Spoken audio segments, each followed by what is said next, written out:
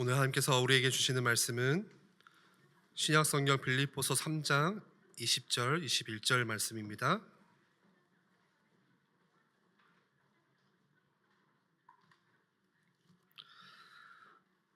제가 봉독합니다. 그러나 우리의 시민권은 하늘에 있는지라 거기로부터 구원하는 자 곧 주 예수 그리스도를 기다리노니 그는 만물을 자기에게 복종하게 하실 수 있는 자의 역사로 우리의 낮은 몸을 자기 영광의 몸의 형체와 같이 변하게 하시리라. 아멘. 나영화 목사님 나오셔서 하늘의 시민권이라는 제목으로 말씀 주실 때 큰 은혜 받으시기를 바랍니다.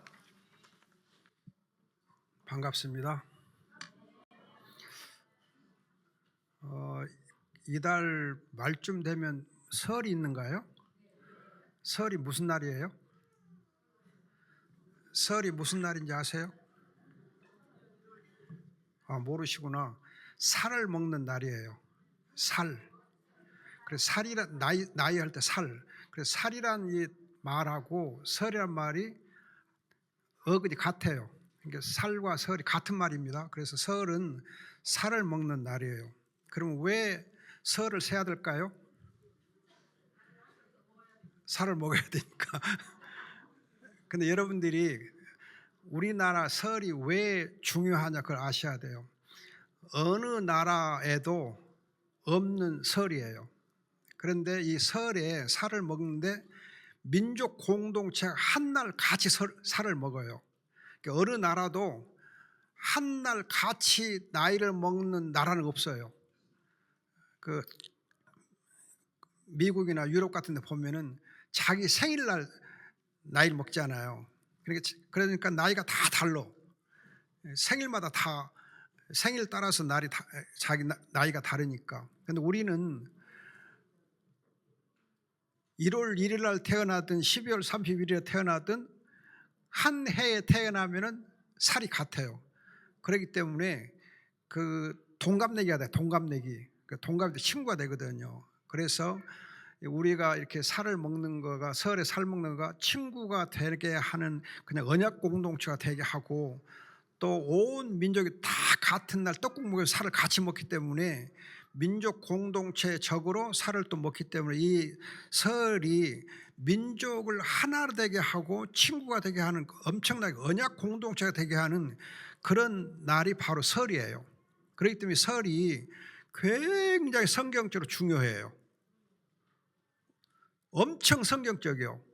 그런데 우리 많은 분들이 설이 왜 성질이 중요한가를 모르고 설 세뱃돈 주려면 부담되는데 그것만 생각하거든.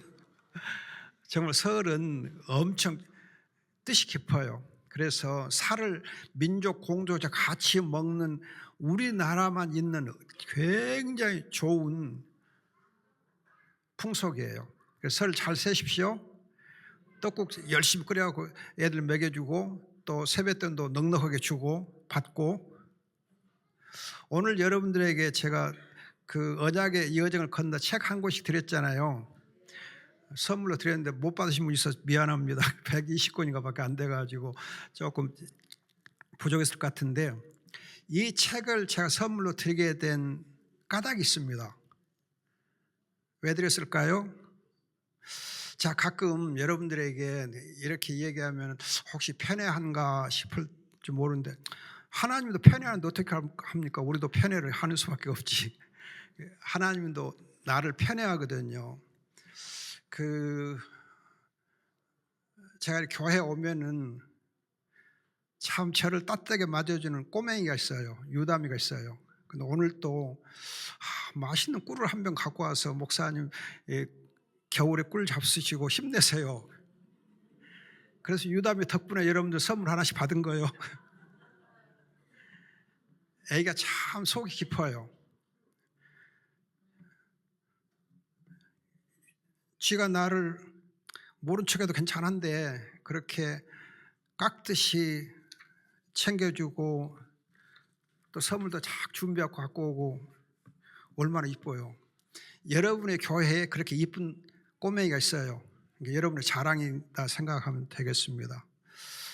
오늘 이제 하늘의 시민권이라는 제목으로 말씀을 드리고 싶은데 왜 하늘의 시민권 제목으로 설교를 준비하게 됐냐 하면은 지금 우리나라가 너무 요란 시끌벅적하잖아요. 그런데다가 또 무한 공항에 그 엄청난 참 비극적 참사가 생기고 해서 참 너무 아까운 생명들이 이렇게 희생이 되고, 그래서 우리는 이게 안팎으로 너무 속이 상한 거예요. 너무 지금 안타까워요.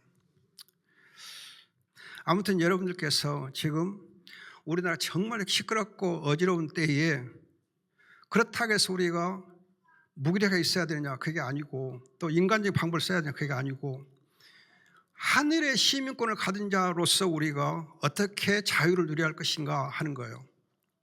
우리는 하늘의 시민권자예요.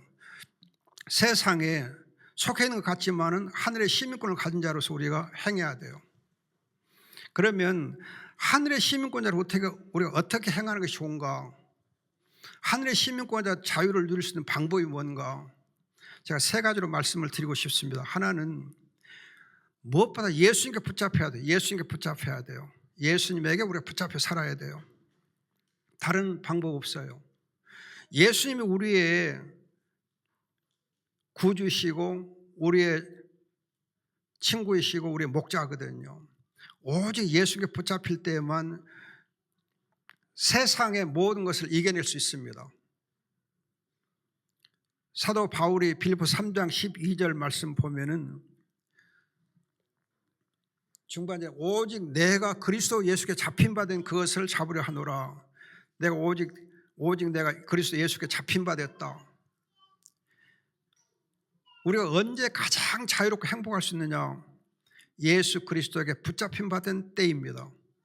사도 바울이 다메섹으로 가는 도중에서 살기 등등했던 그 바울이 예수님께 붙잡히게 됩니다. 그렇게 붙잡힐 때 정말 구원의 길이 열리고 그가 참 자유를 얻게 되고 하나님의 나라의 시민권을 가진 자로 살게 됩니다. 여러분들이 처음 예수를 믿을 때 예수님께서 여러분을 만나주실 때 예수님께 붙잡힌 바 되었을 텐데 그때를 한번 기억해 보세요. 첫 믿음, 첫사랑을 기억해 보세요. 정말 내가 예수님께 붙잡힌 바 되었던 그 처음 믿음, 첫사랑 생각해 보세요. 그때 여러분들 얼마나 마음이 뜨겁고 감격스러웠던지요. 저는 개인적으로 처음 예수를 믿었을 때 예수님이 저를 만나주시고 예수님께서 정말 저를 이렇게 사랑하신다고 하는, 친구로 사랑하신다고 하는 그런 이제 음성을 들을 때 너무 행복했어요. 그 음성이 너무 좋았어요. 그래서 제가 그때 4박 5일 수련회 중에 예수님을 만났는데 그 4박 5일 동안에 계속 예수님 부르면서 눈물로 기도하면서 엎드려서 이렇게 4박 5일 지낸 일이 있어요. 그때 그 첫사랑 때문에 예수님께 붙잡힌 바 된 것이 너무 행복해서 예수님께 붙잡혀 살아야겠다 하고 목사가 된 거고 또 주의 종의 길을 걸어왔습니다.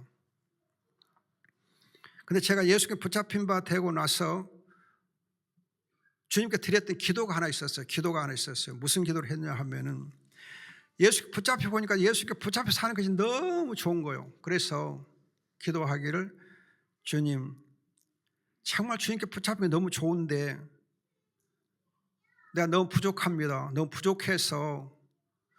부족하고 사실 저는 뭐 잘하는 것도 없고 특기도 없고 재주도 없고 능력도 없고 지혜도 없고 너무 부족해서 하나님이 저 같은 걸 쓸 수 있을까? 내가 하나님께 쓰임받을 수 있을까? 하는 그런 이제 생각이 들었어요. 그래서 기도하기를, 하나님 정말 제가 내 평생에 딱 한 번만이라도 주님께 쓰임받으면 좋겠습니다. 딱 한 번만 쓰임받게 해주세요. 내 평생 소원은 하나님 앞에 한 번 쓰임받는 거예요. 어떤 방식으로든지 아무리 적은 것도 하찮은 일도 괜찮으니까 그냥 하여튼 한 번만 쓰임받게 해주세요. 그게 제 기도 제목이었어요. 한 번 딱 쓰임받게 하옵소서. 주님께 붙잡히고 나니까는 그 주님에게 쓰임받는 것, 딱 한 번만 쓰임받는 것이 소원이 되더라고요. 내가 사나 죽으나 사도 바울이 말한 대로 주님의 것이다. 내 몸에서 주님이 존귀하게 되기를 원하면서 딱 한 번만을 쓰임받기를 원합니다. 그 기도를 평생 드렸어요. 그러다 보니까는 제가 74년도에 1974년에 총신대 신대원에 입학을 했으니까 금년을 해서 딱 만 50년 됐네요. 신학교 입학했던 걸 생각하면. 그래서 50년 동안 하나님이 함께 하시고 또 인도하시고, 아무튼 그동안 하나님이 이 모양 저 모양 써주신 걸 생각할 때 너무 감사하더라고요. 교수로 쓰임받고 목사로 쓰임받고 하여튼 여러 가지로 쓰임을 많이 받은 거 감사하고, 제가 제일 감사한 것은 제가 기도하면서 또 기도 중 하나는 어머니 아버지 구원받게 하는 것, 가족 구원이 제 기도 제목 중에 가장 큰 거였거든요. 그런데 하나님께서 정말 감사하게도 온 가족이 다 구원받게 해주시고, 작은 집, 큰 집, 큰 집은 제가 큰 집이니까 작은 집들 전부 다 예수 믿게 하고 너무 감사해요. 그래서 처가 쪽은 본래 예수를 믿은 집안이고 우리 집안도 이제 예수 믿게 돼가지고 너무 감사해요. 하여튼 고모네 식구들까지 다 예수 믿게 됐어요. 처음에 고모들 예수 안 믿었거든요. 근데 지금 다 권사되고 그랬거든요. 그렇게 해서 하나님이 들어 쓰시는데, 제가 50년 딱 지나고 채워놓고 보니까는 너무 감사해요.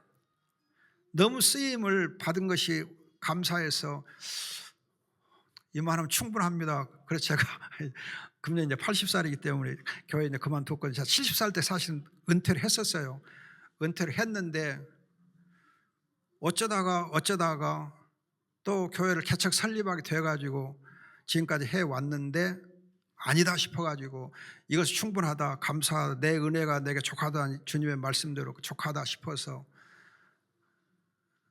이제 공식 사임을 했습니다. 그리고는 이제는 홀가분해졌어요. 그래서 여러분들은 한 달에 한 번씩은 와요. 다른 교회는 안 갑니다. 안 가고 예일교회만 제가 오고 있어요. 그러니까 여러분들이 저를 박대하면 안 됩니다.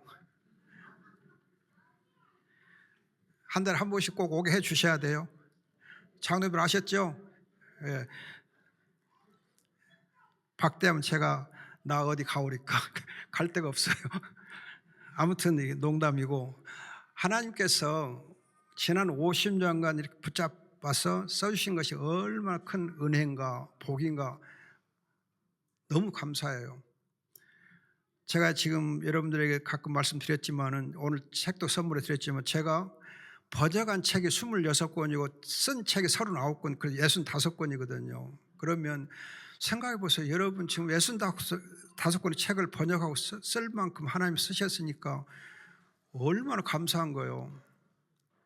제가 제 책꽂이에다 책을 다 꽂아놨거든요. 그 책꽂이 이렇게 이만큼 한 거의 2m 되는데 그 책꽂이에 책이 다 차 있어서 감사해요. 제 책만 책꽂이 다 있어요. 다른 책 없이. 얼마나 감사해요. 하나님의 너무 큰 은혜여서 항상 하나님을 기뻐하고 감사하고 하나님을 만족할 수 있어서 감사해요. 여러분들이 정말 하늘의 시민권을 가진 자로서 예수님께 붙잡힌 그 사랑의 삶을 사는 것이 복이에요. 행복이에요. 여러분들이 내 멋대로 살지 마세요. 내 유익을 위해 살지 마세요. 하나님의 영광과 하나님의 교회와 하나님의 나라를 위해서 하나님께 붙잡혀 쓰임받고 살면 그것이 마지막 여러분들이 인생을 정리할 때에 이것이 행복이었구나, 축복이었구나를 깊이 깨닫게 됩니다. 저는 너무 감사해요. 여러분들에게 이렇게 말할 수 있는 것이 너무 감사해요. 지난 50년 하나님이 저와 함께 하시고 들어 쓰시고 영광 받으시고 정말 부족한 것을 주님이 들어 쓰시는 걸 감사해요. 제가 사임하게 된 가장 큰 이유가 하나 있습니다. 아까 말씀드릴 때 이제 하나 이만하면 충분합니다 그런 뜻도 있지만은, 이제는 하나님 앞에서 엎드려 살고 싶더라고요. 엎드려 살고 싶어요. 이제는 하나님 앞에 엎드려 살고 싶습니다. 다른 건 다 그만두고 이제는 제가 뭘 하겠습니까? 그만두고 이제 남은 생에 하나님 엎드려 살게 주옵소서. 그게 제 소원입니다. 기도 제목이고. 그래서 여러분들 정말 우리가 하나님 앞에서 엎드려 사는 삶을 살 수 있다고 한다면 그것처럼 큰 행복이 없다 생각해요. 두 번째로 우리가 예수님께 붙잡혀 사는 사람은 하나님의 말씀에 붙잡혀 살아야, 하나님의 말씀에 붙잡혀 살아야 돼요. 사도행 18장 5절 보면은 사도 바울이 말씀에 붙잡혔다 그래요. 말씀에 붙잡혔다. 말씀에 붙잡혀 살아야 돼요. 사도행 18장 5절 한번 볼까요? 사도행 18장 5절.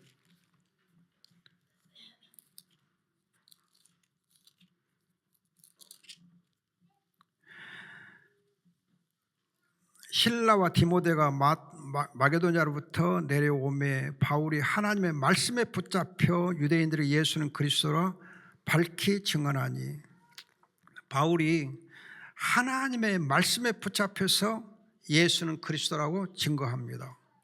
말씀에 붙잡혀요.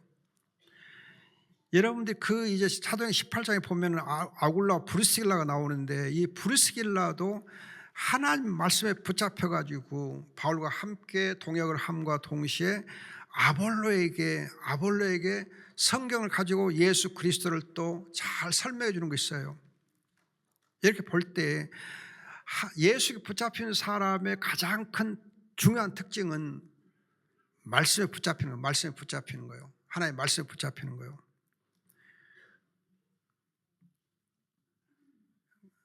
거듭 말씀드리지만 제가 대학 2학년 때 예수를 만나고 예수님께 붙잡힌 바 되었을 때 제일 먼저 나타난 특징이 뭐였냐면요, 성경을 읽는 것이 그렇게 즐거웠어요. 그냥 성경을 읽으니까 머릿속에 쑥쑥쑥 막 성경이 들어오는 거예요. 성경이 그냥 말씀에 이렇게 와 닿고 또 성경을 정말 이렇게 통째로 먹는 그 기쁨이 넘쳤어요. 그래서 대학 2학년 후반기와 대학 3학년 때까지 해서 성경을 3번 읽고 영어 성경 2번 읽었어요. 그렇게 성경을 읽게 되니까 저는 미련한 줄 알았는데 성경에 대해서는 상당히 영리하더라고요. 그래서 성경을 읽으니까는 성경이 머릿속에 들어오는데 기가 막히게 잘 정리가 되는 거예요. 그래서 그때 제가 대학 3학년 여름방학 때 예수 믿은 1년밖에 안 됐는데 여름방학 수련회 때 만나는 친구들한테 성경을 창세기 요한계시록에 설명을 해줬어요. 야, 성경이 이런 거야. 내가 이렇게 성경 읽어보니까 와, 창세기부터 요한계시록에 이렇게 돼 있더라고. 그냥 하나님의 이 말씀이 이렇게 그냥 술술 이렇게 잘 나오는 거예요. 그래서 제가 대학 이제 4학년 때는 4학년 여름방학 때는 제주도 가서 성경을 가르쳤다니까요. 성경을 여러분 제주도 대학생들이 가르쳤어요. 한 달간 가르쳤어요. 창세기 로마서 가르쳤어요.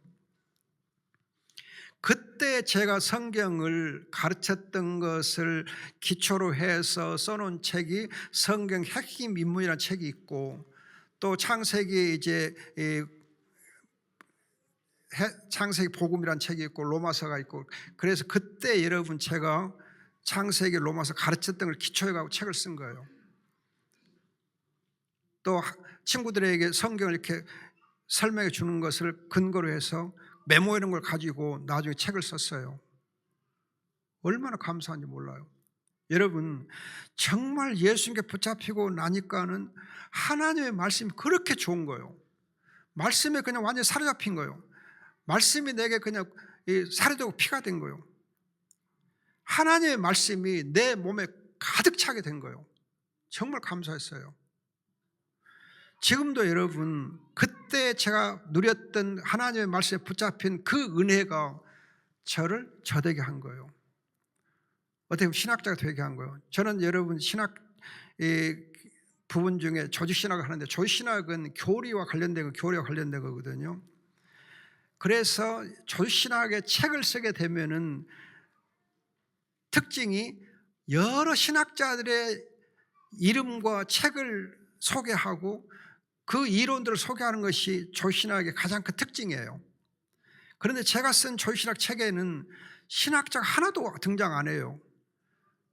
어떤 신학자도 소개 안 해요. 어떤 신학자의 책도 소개 안 해요. 다만 성경하고 웨스트민스터 신앙 고백서하고 칼빈의 기독교하고 그 세 가지만 제가 소개해요. 다른 건 전혀 언급 없어요. 오직 성경 가지고 조이신학 책을 제가 썼거든요. 무슨 말이냐 하면은 성경 말씀에 내가 붙잡히고 성경 말씀이 내게 넘쳐나니까 다른 신학자들을 인용할 이유가 없는 거예요. 다른 신학자의 책을 인용할 이유가 없는 거예요. 성경이 충분하니까. 성경 가지고 책을 써도 충분하니까. 그래서 제가 쓴 책들은 성경 이외에는 없어요. 모든 책이 다 성경만 가지고 설명해 놨어요. 여러분들 지금 제가 써드리는 언약의 여정을 건너 거기 성경밖에 없어요. 신학자 이름 하나도 없어요. 하나님의 말씀에 붙잡혀서 그 말씀이 내 삶에 충만해질 때 행복해요. 감사하고. 여러분들이 나는 평신도야. 저는 대학생 때 그랬다니까요. 여러분들 지금 신앙의 연조가 제법 되셨잖아요. 여러분들이 나는 아니야 그러지 마시고 기도하면서 성경 말씀이 그냥 내게 꿀송이처럼 단 경험을 해보시라고요. 그래서 내게 그냥 성경이 그냥 내 몸에 가득 차는 그런 복을 누려보셔. 그래가지고 손자 손녀들한테 야 성경이 이렇더라고 하고 설명도 해주고 함께 말씀을 나누고 그러면 할머니 할아버지서 얼마나 복이 되겠어요. 성경에 붙잡혀야 돼요. 하나님의 말씀에 붙잡혀야 돼요. 그리고 세 번째 이제 우리가 예수께 붙잡히고 하나님의 말씀이 성경에 붙잡히게 되면은 성령에 붙잡힙니다. 성령에 붙잡힌단 말은 사도행전 2장이나 4장이나 5장 사도 베드로의 경우를 보면 성령 충만해요. 베드로가 처음에 예수께 붙잡혔거든요. 베드로도 나중에 하나님의 말씀에 붙잡혔거든요. 베드로가 성령에 붙잡힌 사람이었어요. 성령에 붙잡혀요. 성령에 붙잡힌 사람은 특징이 뭐냐? 성령으로 기도해요. 성령으로 기도해요. 기도하기를 좋아해요. 성령에 붙잡힌 사람의 가장 큰 특징은 기도하기를 좋아해요. 기도하기를 좋아해요. 기도를 좋아해요. 여러분 요즘은 이제 그런 거 많이 없어서 참 서운한데 제 젊었을 때만 해도 무등산 제1기도원을 중심으로 해서 산기도를 많이 다녔거든요. 산기도를 엄청 다녔어요. 산기도. 여러분 산기도가 뭔지 아세요? 살아있는 기도가 아니고 산에 가서 하는 기도. 예수님처럼 산에 가서 하는 기도, 밤에 가서 산에 가서 기도하고 그러거든요. 철야하면서 산에 가서 기도하거든요. 그러면 밤에 산에 가서 기도하다 보면은 여러분 기도할 때 소리쳐서 소리 있는 힘을 다해서 소리쳐서 기도할 수 있어요. 산에 가서 기도하면. 그럼 너무 은혜가 돼요. 산기도. 저 대학교 다니면서 산기도 많이 해봤어요. 금식기도도 해보고 철야기도도 해보고. 그런데 지금 되돌아보면은 그때 기도하던 그때가 제일 그 기도하는 시간이 은혜로웠어요. 감사하고 내 삶을 풍요하게 해주고 너무 행복하게 기쁨이 넘치게 해주고. 기도는 생명줄이더라고요. 기도가 생명줄이에요. 그래서 제 별명이 야곱이었어요. 야곱이 철학기도 했잖아요. 야곱이 베델에서 기도하고 그래서 야곱처럼 기도한다. 야곱이 별명이었어요. 그래서 친구들하고 기도하기를 좋아했어요. 하여튼 붙잡으면 야 기도하자 하고 기도하고 기도를 이렇게 했는데요. 여러분 정말 우리가 성령 충만하고 성령을 따라 살게 되면은 성령으로 기도하는 삶을 즐거워해요. 기도해야 돼요. 여러분들이 이제 아까 보니까는 오후 3시 좀 지나서 이렇게 예배당에 들어오시고 그러던데 그럼 못 써. 빨리 와서 여러분 기도로 예배를 준비해야지. 기도로 준비하면서 은혜를 받을 준비를 해야지. 적어도 여러분 예배 시작하기 전에 10분 전에 오셔서 기도로 준비하고 정말 이렇게 무릎 꿇고 해서 은혜 받을 준비를 해야 하나님의 은혜를 넉넉하게 풍성하게 부어주시지. 그냥 시간 딱 돼갖고 와갖고 하면은, 여러분 식당에서 밥 시간 딱 돼가지고 밥 먹고 딱 일어서는 놈이나 똑같거든요. 그럼 별로 안 이뻐. 와서 그냥 얘기도 하고 조상조상 하기도 하고 밥 먹고 또 차도 마시고 얘기도 하고 그러면서 거의 다 기도하는 거 똑같거든요. 여러분들이 기도하기를 즐거워하는 사람이 행복한 거예요. 행복해요. 하나님은 기도하는 사람을 이쁘라 그래요. 여러분 제가 아까 엎드려 살기를 좋아한다 그랬잖아요. 이제 앞으로는 엎드려 살고 싶다. 모든 걸 다 내려놓고 하나님 앞에 엎드려 살고 싶다. 엎드려 하는 거 뭐예요? 뭐겠어요? 엎드려서 뭐 하겠어요? 엎드려서 잠자겠어요? 코 골고 자요?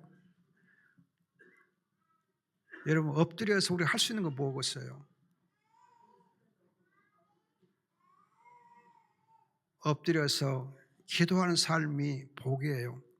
여러분 이제 그 예수님 태어나실 때 안나 할머니 있었잖아요. 시몬 안나 할머니. 그분들 이렇게 소개해 놓고 있는데 시몬과 안나가 뭐 했어요? 남은 생애에 그들이 뭐 했어요? 이스라엘의 위로를 구하면서 그들이 기도하면서 지냈잖아요. 여러분 우리가 정말 기도하면서 하나님 앞에 살 수 있다고 하는 것이 엄청난 복이에요. 엄청난 복이에요. 그것이 바로 성령으로 붙잡혔다는, 성령에 붙잡혔다는 증거예요. 엎드려서 기도하는 삶이 성령을 따라 사는 삶이요, 행복한 삶이에요. 그런데 성령을 따라 살다 보면, 성령 충만하다 보면은 성령의 열매를 맺게, 성령의 열매를 맺게 돼요. 성령의 열매를 맺게 돼서 열매를 맺어요. 그럼 성령의 열매가 몇 가지죠? 9가지 여러분들이 되게 알고 있죠. 9가지 외우려면 힘들어. 근데 안 외우고 쉽게 아는 방법이 하나 있는데, 여러분들 갈라디아서 5장 22절을 보시면은 성의 열매 9가지 소개하고 있는데, 첫 번째 열매가 뭐냐? 첫 번째가 사랑. 그 다음에 9번째 마지막 것이 뭐냐 하면은 절제. 여러분들이 2개만 기억하세요. 2개만. 9개 다 기억하려면 힘드니까, 저같이 미루는 사람들은 힘드니까 여러분들은 또 모르겠어요. 또 영리해갖고 다 9개 외우려고 힘쓸지 모르는데 9개 다 맺으려면 힘들어. 2개만 맺어. 사랑과 절제만. 사랑과 절제. 사랑과 절제. 이 2가지가 성의 열매 중에 제가 보기에는 우리가 꼭 이렇게 맺어야 될 열매가 아닌가 싶어요. 사랑과 절제. 여러분 사랑은 다른 게 아니에요. 남의 유익을 먼저 구하는 것이 사랑이에요. 남의 유익을 먼저 구하는 것. 남의 유익을 먼저 구하는 것. 내 이속을 챙기는 대신에, 내 이속을 챙기는 대신에 남의 유익을 먼저 구해 주는 것이 바로 사랑이에요. 고린도서 13장에 보면 사랑은 한마디로 남의 유익을 구하는 거예요. 남의 유익을 구하는 거, 먼저 구해 주는 거. 그래서 예수님이 말해서 황금 누루에서도 네가 대접을 받고자 하는데 먼저 대접을 해주라 그러잖아요. 그게 바로 네 이속 챙기지 말고 남의 유익을 먼저 구해라 그거거든요. 남의 유익을 먼저 구하는 것이 예수님의 윤리의 핵심이에요. 그렇기 때문에 우리가 성령으로 맺는 열매 사랑은 남의 유익을 먼저 구하는 거예요. 남의 유익을 구하는 거. 내 이속 챙기는 것은 탐욕이거든요. 이기주의고 가장 악한 거예요. 남의 유익을 먼저 구하는 삶. 절제는 여러분 검소하게 사는 거예요. 검소하게 사는 게 절제예요. 검소하게 사는 것. 검소하게 사는 것. 여러분들 지금 제가 가끔 말씀드린 거지만 가끔 보면 여러분들이 강대상에다 그냥 막 꽃을 막 이렇게 화려하게 해놓거든요. 예, 감사해요. 수고 많이 하시고 교회를 사랑해서 하신 거죠. 그러나 저렇게 살아있는 꽃이면 되거든요. 꽃 이렇게 화분이 더 낫지. 생화 이렇게 막 이렇게 하는 것은 뭐 잘해봤자 한 열흘 가고 나면 없어지잖아요. 낭비가 돼요. 그래서 어떤 목사님이 그러시더라고요. 우리나라 교회가 쓰는 이 꽃을 조금 이렇게 이 절제하고 조금 검소하게 하게 되면은 그 예산 상당히 많더라고요. 그거 가지면은 아프리카에 얼마나 이렇게 후원할 수 있다 그러더라고요. 그래서 기아에 허덕이고 있는 아프리카 사람들을 상당히 많이 도울 수 있다 그런 말을 하던데, 아무튼 우리가 지금 그것보다도 중요한 것은 검소하게 사는 것, 또 교회가 검소하게 이렇게 행하는 게 참 중요하다고 생각하는 거예요. 검소해야 돼요. 특히 제가 늘 강조하고 싶은 것은 목사님들이 검소하게 살아야 돼요. 우리 교회 우리 박 목사님 검소하게 사니까 감사한데, 목사님들 검소하게 살아야 돼요. 목사님들 검소하게 먹는 것, 입는 것 검소하게 살아야 돼요. 우리 장로님들과 권사님들에게 부탁드립니다. 우리 박 목사님한테는 미안하긴 한데 목사님들은 너무 대접을 잘하려고 애쓰지 마세요. 그냥 비싼 것을 대접하면 꼭 그래야 목사님 대접한 거 생각하시는데, 그런 목사님들 비만증 걸리기 쉬워. 안 돼요. 여러분 목사님들한테 된장국 주세요. 된장국 하고 그냥 이렇게 우리 먹는 것을 해야지, 너무 그냥 고급으로 대접하려고 애를 쓰는데 그건 목사님 타락시키는 거예요. 좋은 거 아니에요. 제가 이 서울의 홍정일 목사님을 존경합니다. 홍정일 목사 존경하는데, 그 목사님을 왜 존경하나? 그분 큰 교회 큰 목사님이시잖아요. 대단한 목사님이신데, 제가 처음에 이 문흥지구에서 이 교회를 그때 개척을 했어요. 개척해가지고 복지관에 있다가 교회를 개척한 일이 있었는데, 교회를 개척하고 이제 동네에다가 전도를 하고 하려면 부흥회를 해야 되겠다 싶어서 부흥 강사를 누구를 초청할까 하다가 기왕이면 홍정일 목사님 하자. 그래서 홍 목사님 오시라 그랬더니 홍 목사님이 개척교회지, 가야지, 당연히 가야지. 개척교회라 하니까 오셨어요. 큰 교회는 자기가 부흥회 안 간대요. 개척교회만 다닌대. 그러면서 개척교회니까 오겠다 하고 오셨어요. 그래서 부흥회를 하는데 정말 은혜롭게 하는데, 식사 대접을 해야 되잖아요. 우선 점심 대접하러 가는데 홍 목사님이 점심 먹으러 가야지, 배고프니까. 그러더면 제 앞서 가시면서 저기 좋은 식당 있다 그러면서 저 된장국 있는데, 국밥집 있는데 국밥 먹으러 가자. 국밥집 가자 그런 거예요. 그래서 목사님 어떻게 부흥회 오신 강사 목사님을 국밥으로 모십니까? 교회가 체면 있지. 체면 좋아하네. 그러면서 우리 홍 목사님이 국밥집 가서 국밥을 정말 맛있게 드시면 이거 충분해 됐어 그러더라고요. 우리가 이것으로도 만족해야 돼. 자, 그래서 그때 홍 목사님 달리 봤어요. 국밥 목사님. 그리고 또 이제 얼마 안 있어서 제가 이 둘의 교회 김일홍 목사님하고 친하거든요. 김일홍 목사님한테 또 오셔서 한번 부흥회 좀 해주시오 그랬더니, 그래 남 목사 하니까 가야지 하고 오셨어요. 인양반도 소탈해요. 그래가지고 우리 저희가 또 된장국 먹자 그렇게 하셔서 너무 감사했어요. 그래서 참 큰 목사님 다르구나 싶었어요. 검소한 거예요. 또 한 번은 제가 이제 복지관에서 이렇게 예배드리고 할 때 이게 어쩌다가 존 스타트 목사님 저희 교회 오시게 됐어요. 존 스타트 목사님. 저희가 대단한 교회입니다. 존 스타트라고 대단한 그 목사님, 신학자인데 그분이 오셨어요. 수요일 밤에 비가 오는 날 오셨어요. 오셨는데 그 목사님이 정말 피곤하실 수도 있고 서울에서 막 내려오셔갖고 비를 맞아갖고 좀 어려웠거든요. 근데 저는 그 존 스타트 목사님 오시니까는 너무 좋아서, 목사님 수요일인데 우리 성도는 몇 명 안 됩니다만 혹시 말씀 좀 전해줄 수 있어요? 그랬더니 좋죠. 한 15분 동안 말씀을 전해주시더라고요. 자, 그래서 그분 보면서 이렇게 소탈하시구나, 이렇게 검소하시구나. 작은 교회, 개척교회 있거든요. 작은 교회 오셔서 이렇게 말씀 전해주시고 여기서 또 이렇게 함께 하는 걸 즐거워하시고, 다른 큰 교회 안 가시고 작은 교회 오신 거예요. 그리고 같이 말씀 나누는 거예요. 검소하더라고요. 정말 검소했어요. 여러분들이 이제 양림동 동산에 가면 서서평 선교사님이랑 최영종 목사님 기념관도 그러거든요. 서서평 목사님의 여러분 전기를 읽어보시고 최영종 목사님의 전기를 읽어보시면 정말 그분들 너무 검소했어요. 정말 검소하게 사셨어요. 절제하며 사셨어요. 남의 유익을 먼저 구하면서 열심히 사셨어요. 너무 아름답게 사셨더라고요.